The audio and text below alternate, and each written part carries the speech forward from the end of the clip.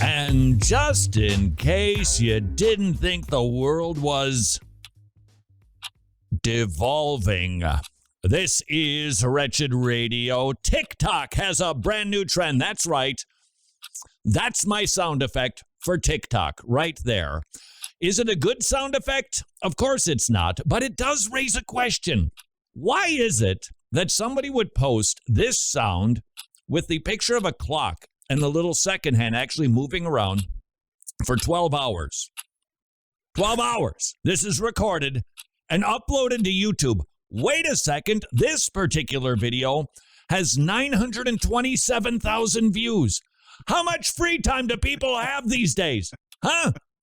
How much time do they have to just sit and watch it? Now, this one, by the way, this has 1 million views. That's a different TikTok sound right there.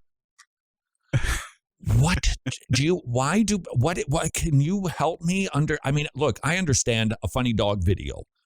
Watching a clock tick.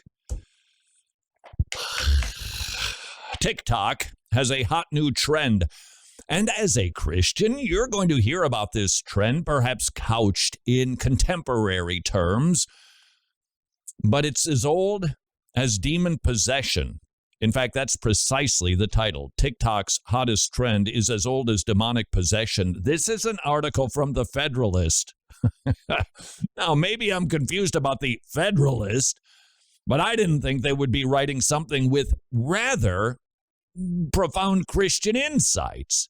And this is another demonstration of a culture that can be annoying. Let's be honest, we can get really agitated with people who think so foolishly, who behave so incredibly, who are so unkind, who are so canceling, who are so mean, who are so detached from reality. It can cause us to get really torqued. Might I suggest that as you hear about this new TikTok trend, we instead, at least with this situation, you got to feel some pity. You've got to feel for these people. The trend is to post on YouTube, which gets more views than a ticking clock. Millions of views of people who switch personalities and put it on YouTube. They videotape themselves switching personalities. It used to be called multiple personality disorder. Well, we've had to contemporize that because no old name is good. It's now called dissociative identity disorder. Dissociative identity disorder. DID expresses multiple personalities, sometimes with great variation. The different personalities have different names, interests, ways of talking, and gender identities. DID used to be known as MPD, multiple personality disorder. Now, this is one that should cause us to go, oh, the brokenness, the effect of the fall, and maybe demon possession, and maybe child abuse. That seems to be the pattern, that people who believe that they sometimes have hundreds of different personalities inside of them, it's because they were tortured as a child. That's wickedness of the highest order, and that should cause us to hear what is happening as an apparent trend in our culture, that people who were abused as children, now, in order to escape, what they would do is they'd escape. So my body is being hurt, but that's not me. I'm somebody else. And they develop then multiple personalities throughout their life that they believe are as genuine as anything else. And now here's where it also reveals itself to be something that is going to be forwarded with the same methodology that has been used to forward every other anti-biblical ideology these days. What is the oomph behind this? And a group of people with something called DID that want it to be normalized. They don't want help.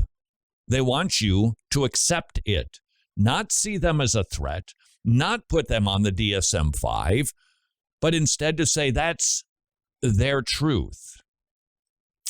Where have we heard this before? We're living in a culture where every individual is defining their own truth, believing their own truth. And that is showing itself even with people with DID. Hey, this is me. So you have to accept it. Are we close to arriving at the definition of insanity? Of course we are. That you can determine this is what I am and therefore it's normal? It's anti-science, to say the least, even as we live in a culture that's supposed to be so pro-science. Back to the article. Several TikTok and YouTube accounts, the accounts of such broken people who refer to themselves as a host or system of multiple beings, have millions of online followers, and they exhibit various personalities for online notoriety in the guise of educating and promoting awareness.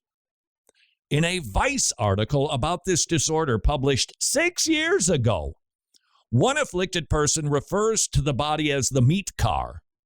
The 9 members of her system simply take turns driving it around. People, refer to themselves using plural pronouns, or as a mix of single and plural pronouns. Sound familiar? Any Bible stories coming to mind with an individual who is possessed by a legion of personalities? The Vice article asks in its headline, are multiple personalities always a disorder? Members, this is the subtitle now, members of the multiplicity community. Well, that sounds nice. There are a lot of people in that community, I'll say. The multiplicity community insists that they're healthy, happy, and even normal.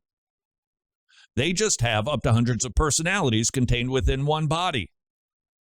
Proponents of normalizing this disorder, what trick do we see? The rejection of normality as a concept. The individual's perception of reality as determining actual reality.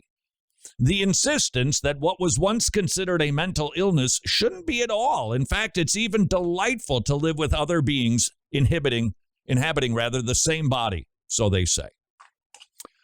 The very arguments that have been used for every undermining of cultural norms, dare I say biblical norms, it's being used, and frankly, it has to be accepted in our current culture because you can't say they're wrong.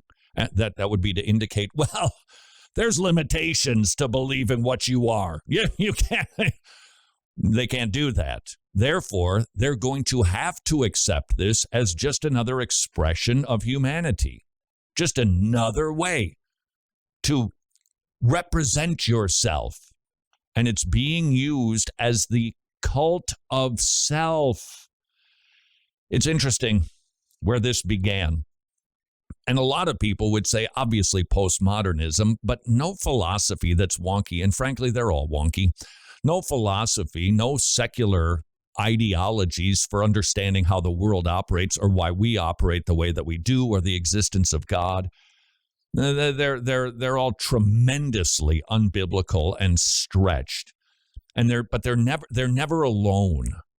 If you read any sort of philosophical history, this guy learned from that guy, he responded to that, he argued against the Hegelian dialectic, and they build off of each other.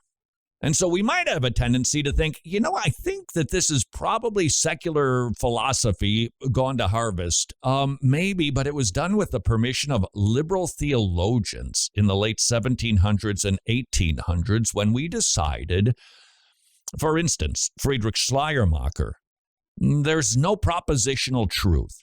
That's what this theologian who wrote something of a systematic theology that even on occasion appears somewhat orthodox, said that there's no propositional truth, which is problematic because if there's no propositional truth regarding God, regarding communication from a divine, it's a little tough to believe that there's any propositional truth, including his statements. Nevertheless, what was religion to him? What was God? Well, it was the total reliance on a divine. That's what religion is.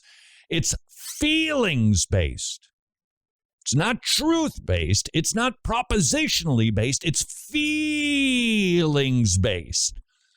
And so religion is used to create that feeling so that you can have total dependence. And you say, well, what about the Bible? And Schleiermacher would say, yeah, it's a nice book because it actually contains the feelings of the disciples so that we can learn how to have right feelings about Jesus and God.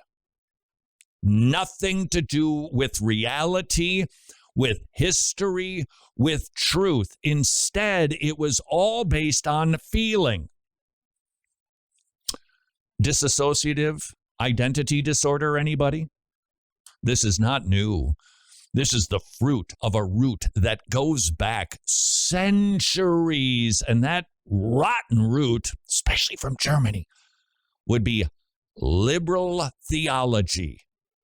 Thanks, Friedrich. This is Wretched Radio.